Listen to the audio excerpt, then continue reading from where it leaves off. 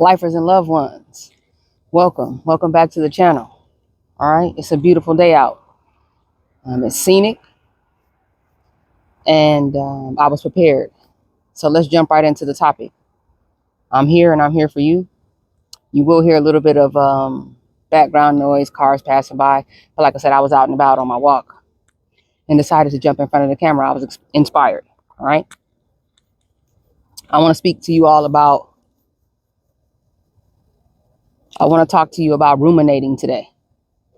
This is a topic that, when I was on my journey of healing, was touched on, but it wasn't necessarily a focus. So I want to focus on that because it was a struggle for me personally. And I found my way through it. And I'm going to give you some insight as to how I was able to get through it and what helped me to continue on my journey of healing. All right. And ruminating happens during, but mostly post, discard, whether you initiated the discard or, you were discarded. Rumination is something that I feel like we all go through. And this isn't necessarily even just pertaining to a discard or interacting with a narcissist. This is also pertaining to, just any breakup, toxic or otherwise, any breakup. So let's get right into it. Ruminating. All right. By definition, ruminating is just being in deep thought about something. It could be anything. It has more of a negative connotation to it, and it is terminology that you tend to hear, within the narcissistic or toxic relationship community. But, the word ruminating, is of the English language. So it's not necessarily that it's just about a narcissistic discard. You can ruminate about anything, but it's basically just deep thought about anything. It can cause emotional distress and can be extremely toxic or unhealthy for you to ruminate, like at your demise. Like it can be negative if you allow it to be so. Okay. So be aware of that. Okay. Ruminating. It's like you find yourself sitting around, and I will throw it up on the screen. Part 1, dealing with a narcissist. I talked about the fact that you're going to spend a lot of time asking yourself questions. This is how you're going to want to seek clarity. And I'm speaking from my own personal experience. I'm not projecting onto you anyway. I'm here to serve.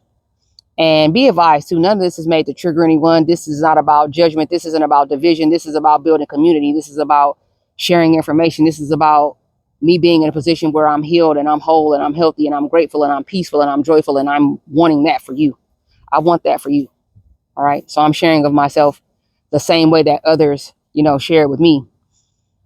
And shout out to those content creators who, from a place of love and a desire to see other people do well, create the content that's very parallel and similar to the content that I've been making lately here on my lifestyle-based channel, like just talking about my experience and wanting to see people do well. You'll hear me pay homage to those creators from time to time within the video. And as a matter of fact, check the description box.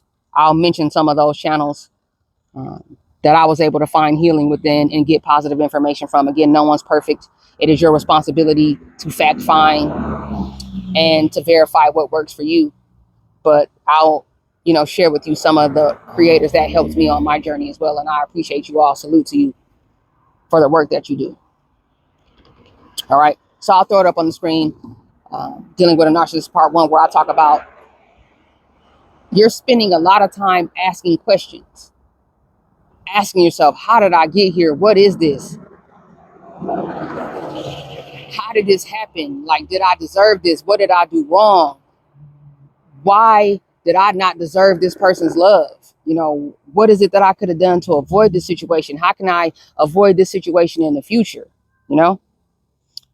A lot of times when we go through things in life, traumatic and otherwise, sometimes we blame ourselves. Sometimes we tend to ask ourselves, and everybody carries trauma and baggage from, past experiences. Sometimes we have abandonment issues because of our parents. Sometimes we had a tough upbringing.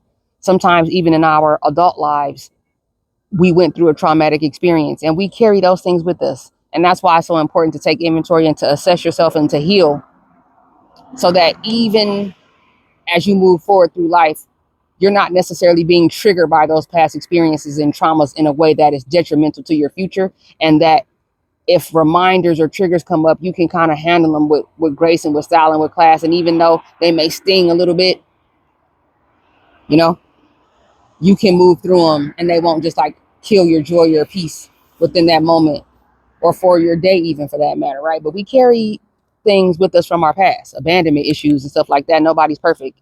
And I want to make that clear. This isn't about comparison or competition. You know, we all have struggles and things that we need to work on. And that's why it's important to share information and encourage one another and to build each other up. And I just want you to know that you're loved and you're worthy and you're important and your feelings are valid, even if they're not perfect, even as you're making mistakes, right? I want you to know that. I want you to know that, you know, you're valid. You're worth it. You're worth it. You're going to ask yourself a lot of questions. And those abandonment issues and things from your past will have an effect on you, things that you went through. And because they are performers and because, you know, toxic people had a goal all along of draining you and finishing you, they're in the punishment business. All right. Narcissists and toxic people tend to be in the punishment business where they want to hurt you. They want to go out of your way, even in spite of themselves. Sometimes they'll find themselves in less than favorable situations because they were looking to punish you. That's just been my experience. I'm going to speak from my experience. And I'm not an expert. I'm not a psychiatrist, psychologist. I'm not a clinical professional. I'm not a psychoanalyst. I'm someone who's lived life and I got some experience within this. I can speak about it intelligently because I've been through it, but because I've found a way to heal through it and I'm still on a healing journey about it, but doing very well. I want you all to be in that same place too. I want that healing for you too. Come get this healing. Come get this understanding, you know?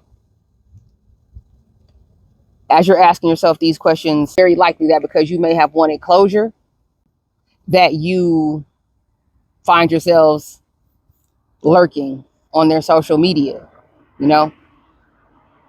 Which I want to take this opportunity, you know, within this video to say, no contact isn't just about you not speaking to them. No contact, as far as I'm concerned, is putting yourself in consecration, in a sense, being in a season of wilderness, away from associates, acquaintances that you had in common, places that you would frequent together, checking their social media, being in contact with them in any way. If you're invited to functions, parties, or anything where you know these people are going to be, that doesn't serve your healing. If you're not ready for that, then you shouldn't be doing that. I'm the type of person, I'm just not, even when I'm like right now, I'm good. Like, but I wouldn't deliberately go somewhere, you know, where I knew so-and-so was going to be. Like, it doesn't make any sense. And I'm not about drama. I'm not looking for get back. I'm not looking for vengeance. The best way to elevate about a situation is to win and to be victorious and to grow and to shine and to use what you went through to serve other people. To me, that's the best way you can win in a situation. And understanding that your only competition really is you. You're your competition at the end of the day. Take your power back. Don't make your healing about them, because I feel like you stifle, you know, yourself within that. You make yourself smaller when you make what you're going through about them. You know, you can't necessarily erase it. That's not realistic to say, but don't let them so much be your motivation. Like, do it for you. Do it for the people that love you. You know, do it for your greater good. Do it for your healing. Do it for, you know, your next relationship that will be healthy because of everything that you've learned. Because contrary to popular belief, as far as I'm concerned, this toxic relationship in particular, which this isn't the only one I've ever been in, but this toxic relationship was the outcome was it wasn't all bad. I learned a lot. It helped me a lot. It grew me a lot. It benefited me a lot. And I won't get too deep, but God uses everything for our good. And I truly believe that God uses everything for the good of those who truly trust him and love him. He doesn't punish us. He does not deliberately put us in situations. He does not deliberately harm us. God does not deliberately, you know, put us in situations, but he does use the things that we go through for his glory and to serve us and to grow us and to bring us closer to him. Because we all have free will and we all have the wherewithal to be free thinkers, we have to take responsibility for the choices that we make. You have to take responsibility for the part you had to play. I'm very big on that, because that's how you take your power back. And because we are designed and made in God's image to be, thinkers and to have free will, we have to be held accountable for the things that we choose. You know what I mean? You want to take credit for it if you have a great idea or a thought and you walk it out and it turns out great. So you got to take responsibility if you take action and something turns out bad. But he doesn't punish you or harm you. I want you to understand that, for his glory. It ain't about me at all. I'm just a vessel. That's all I am. I'm nothing until God says I am. I'm above or beneath no one ever. I'm you. I'm you.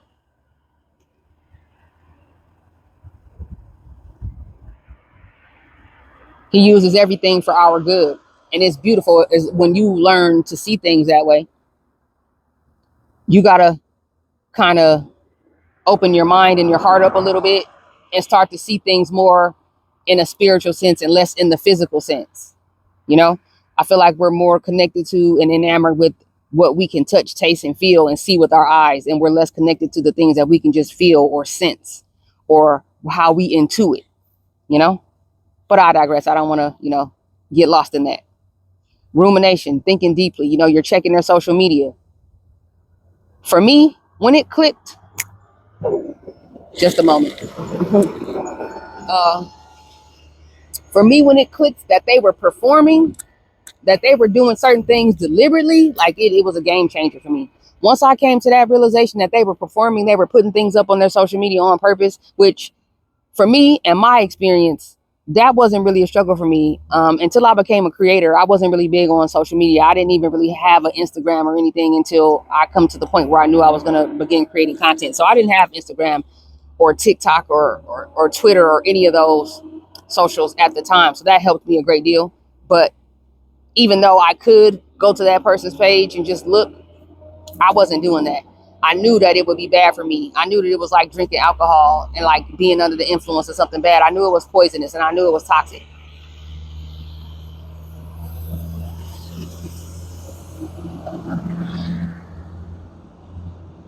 And I would never think ill of anyone who was doing that, because I understand that through projection, manipulation, punishment, and just through your desire for answers, you go looking on your own. You go on fact-finding expeditions of your own, when really you should be beginning your healing journey. But people feel like they need closure. And again, this isn't about judgment.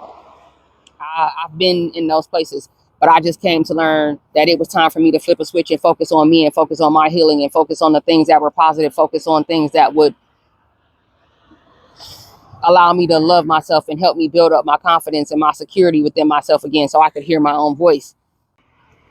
I began to focus more on things that would grow me and heal me and allow me to be connected, and less on them. It's like they're still controlling you in a sense. If you're focusing on them, they're still controlling you. They still have a hold on you, even if you're not speaking to them, which you shouldn't be through no contact. But they still have a hold on you, and they're sitting around laughing, living life. They're on to the next supply. They're moving around. Toxic people and narcissists have feelings, but they don't process feeling the same way that you or I would. It's not that they don't have them. They just don't feel and deal with those feelings, and they don't indulge in vulnerability and stuff but they definitely do have feelings. Make no mistake. They are of flesh. It's just they're stunted emotionally. And we've covered that and discussed that in other videos. If you haven't had a chance to check those out, man, parts 1, 2, and 3, go check those out. But this is about just the rumination itself and how to prevent that. All right. I want you to come to a place where you're less concerned with what they think and what they have going on, because that's one of the keys. You have to come to a place where you flip that switch on your mind, where you're ready to completely open your hands. You have to open your hands and let them go. You have to open your hands and let them go. That's a huge part of your healing, when you become less concerned about them and what they're doing, because they're living life. They're gone. They're removed. And you have to walk in that and make them own that and stand on that, even if they do decide to hoover, or when they decide to hoover. Like, it can no longer be about them. That is done. It's done. It's almost like an expiration or a termination or a passing. It's over. You know, I don't know if you would ever just sit around and ruminate about a job or a position that you had if it went bad, but we'll ruminate about this other person. And I know it's because it's feelings involved. It was intense. And I get that. Again, I'm not questioning you or judging you about that. I'm just trying to reach you and get you to see things from a different perspective. I'm trying to appeal to your sensibilities and let you know that from a logic perspective, it's time to turn off the emotion and turn on the logic and focus on your healing. Forgive, but don't forget. That's my next point, forgiveness. First of all, you have to forgive yourself for finding yourself in this situation. And second of all, you have to forgive them. Forgiveness is not about the other person. Forgiveness is about you.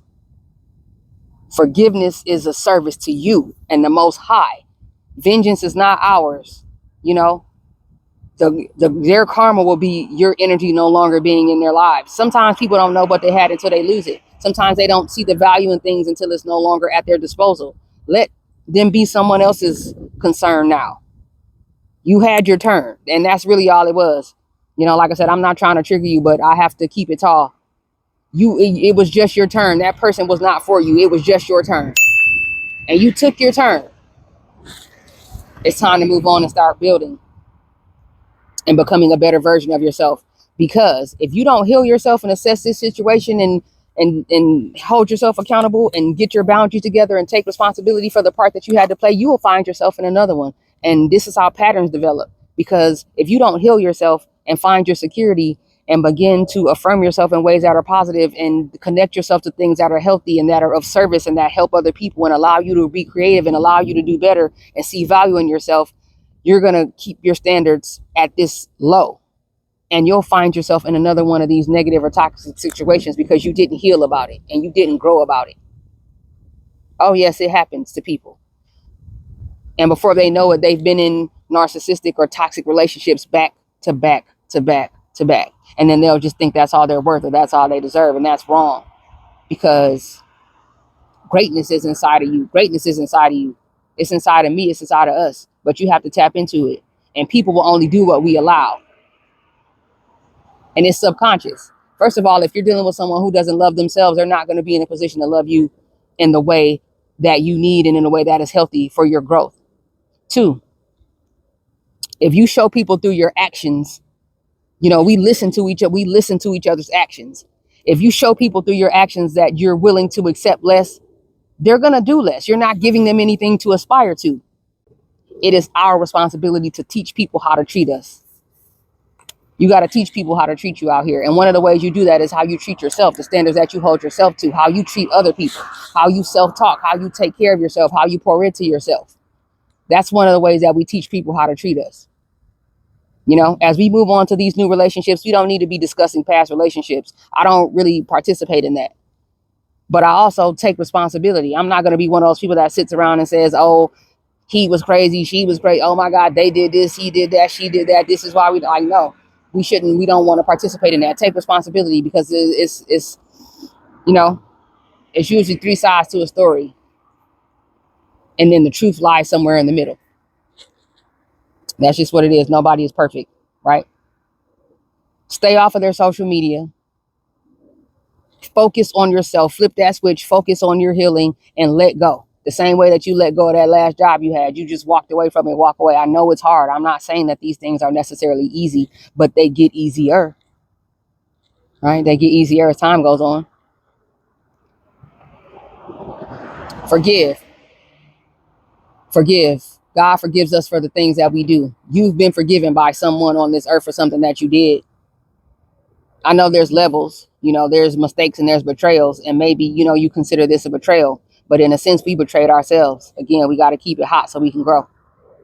I betrayed myself. And I deal with that. I can look into the camera and say that. I deal with that. I betrayed myself. I betrayed the God that lives inside of me. I betrayed the people that love me and that I love, in a sense. And I'm not saying that to be hard on you or on myself, but I hold myself to a high standard as I imagine that you might too. So this is just a way of me growing, and again, taking my power back and holding myself accountable, so I know my value, so I know my power, so I know my worth, and so that I don't, repeat these same steps, repeat these mistakes. But I don't have any regrets. I don't regret it, because I learned so much. And the person that I am now, that person couldn't breathe on me now. Like, that person couldn't breathe on me now. That person couldn't be in my energy. Like, they couldn't even be in my gravitational pull now, because I'm not the same person that I was, and I'm grateful. Like I said, the experience wasn't necessarily all bad for me, but I know that my experience within it isn't necessarily the same as the experience that you had. So I'm sensitive to that too. So I understand. But forgive. You gotta let go. That's the main thing. That's the main thing. Is just letting go and not seeking closure. That's very big too. Closure comes from within, and it comes from the Most High. The closure, listen to their actions. When people care for you and they value you in their lives and they want you, they're going to treat you in a way that will keep you there. If you pull them to the side and say, hey, check this out. This is something that occurred. This is an observation that I made. I'm not saying that you made me feel that way, but it contributed to me feeling a certain kind of way. But then the boundaries that, I set forth for this connection that we have, that does not serve me. That does not work for me. How can we prevent this from going forward in the future? If that person's not even willing to entertain you, listen to you, empathize with you, then you know what time it is. People, I clean shoes with a toothbrush sometimes. You know what I mean? We wipe our cars off with a soft cloth as not to scratch them. When I cook in non-stick pans that cost more than a penny with a coating in them, I use a wooden spatula or a plastic spatula as not to scratch them. You know why? Because I care about them. At the time that I'm using them, I'm trying to preserve them for the future. I want to take care of them. It's the same thing. If somebody cares about you, they're going to behave and move in your life in a way that will keep you there. Boundaries are not meant to push people out. They're meant to keep people in. My boundaries are not made to push you out or force you out. They're set to keep you close to me, to keep you here. Don't be so on the defensive. Learn to look at things from other people's perspective and from a bigger picture, right? So healing, forgiveness, loving yourself, forgiving them, making your healing more the focus, learning to walk away, understanding that this isn't a situation that you're going to be able to find closure from in a way that's healthy, because even if you did have an opportunity to link up with them at a coffee shop or to FaceTime with them or to write them a letter or to have them eat, they're not going to tell you the truth. They're not operating from a space of truth. Not this, and I'm speaking about like toxic and negative and narcissistic discards and breakups. Traditional relationships, that's something a little different, because they say nothing lasts forever. They say all good things must come to an end at some point in time. But when it comes to narcissists specifically and toxic people, the closure has to come from within. They're not gonna give you what you feel like they're gonna fill a void for you. And it's wrong, in my opinion, for us to feel like it is someone else's responsibility to fill a void for us. Take responsibility. Ask yourself these key questions. Ruminating, these thoughts that are preventing you from being able to be productive, preventing you from working out, preventing you from meal prepping, preventing you from doing your hygiene, doing your daily routines, your devotionals, spending time with God where you need to, if that's a focus for you, respectfully. However it is that you fellowship. Ruminating will prevent you from doing that. It prevents you from being there for your children the way you need to be, for your family, for your friends, people that love you, your career path, your passions, that business that you were starting, that venture that you were researching, that degree that you were pursuing. Ruminating will keep you up and will suck your life force. That rumination is like a representation of that negative energy in your life without the person even having to be there. It's like they sprinkled that negativity on your life and then they walked away from you and left you to pick up the pieces, and you're still entertaining it. You're just eating it up. That's what I equate that to in my mind. Ruminating is them leaving negative energy behind for you to unpack and walking away and leaving you to pick up the pieces. Don't let them leave that negative energy behind. Fight your way through it, like any other addiction shit. Like, fight your way through it. The ruminating, in a sense, it's natural because you're going to have unanswered questions. But consider the fact that you might be asking the wrong questions. You might be asking the wrong questions while you're ruminating, and it's keeping you up at night. Another recommendation: open your heart and mind up to new passions and new endeavors, things that can become healthy distractions. And I don't mean other people. If it's, your sacred, trusted, close friends and family members and confidants, then yes, by all means, lean into them. That's what we're here for, to love on one another in tough times. But look where I am. I love nature. I love water. I enjoy darkness, and I love the nighttime. You feel me? I love the nighttime. But I'm learning more and more to love the sun. It's spiritual. There's power and healing in the sun. So I'll make an effort to be out in the sunlight. That's what this is. I'm out here on one of my walks, unwinding my mind, letting the breeze pass over my body, being grateful. There's so much to be grateful for. And that leads me into my next point: gratitude. Gratitude. Gratitude is the seasoning for our lives. Gratitude is the seasoning for your life. No matter what we go through, if your heart is open enough and your mind is open enough, you can find a reason to be grateful. There's always something to be grateful for.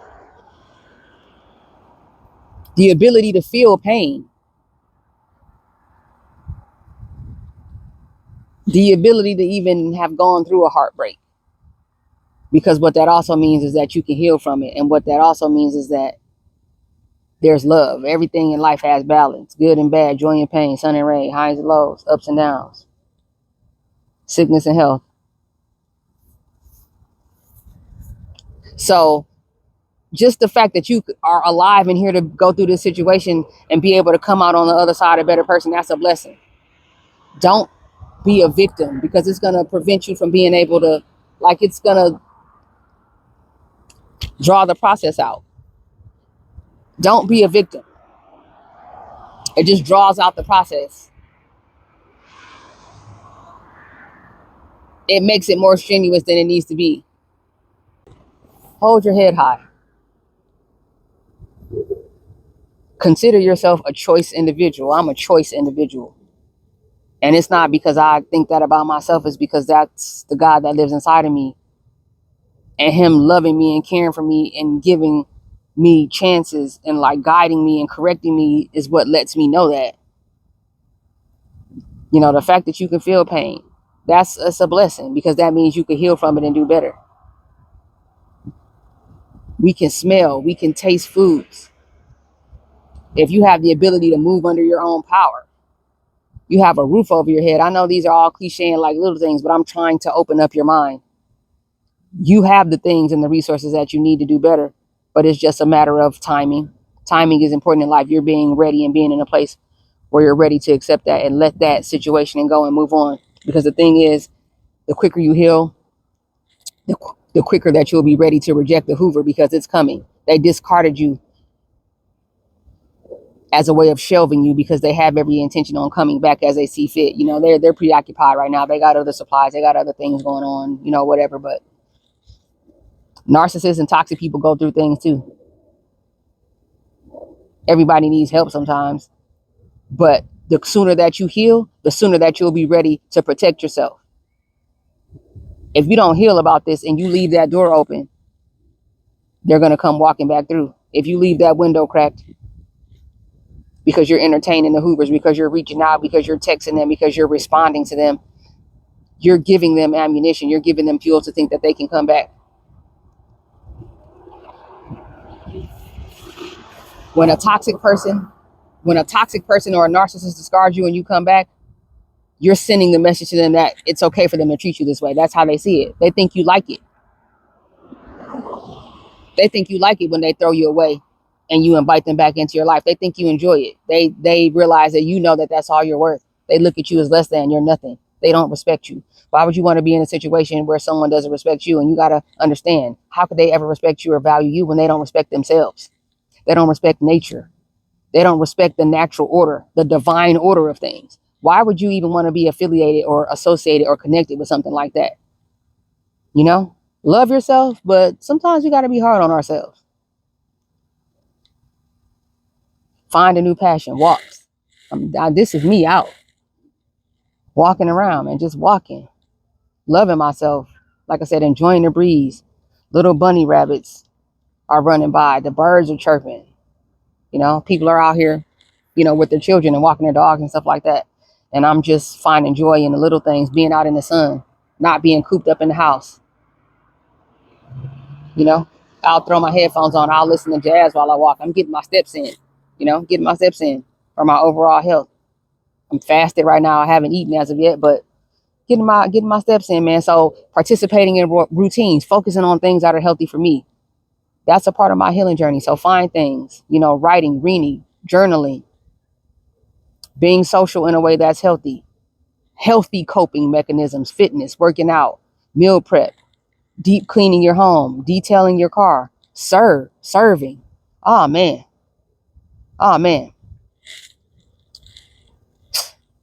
When I'm feeling the worst, when I'm at my lowest, that's one thing I know I can do to build myself back up and to help somebody else and to distract me in a way that's healthy. Go help somebody else. Go volunteer. Go help someone else.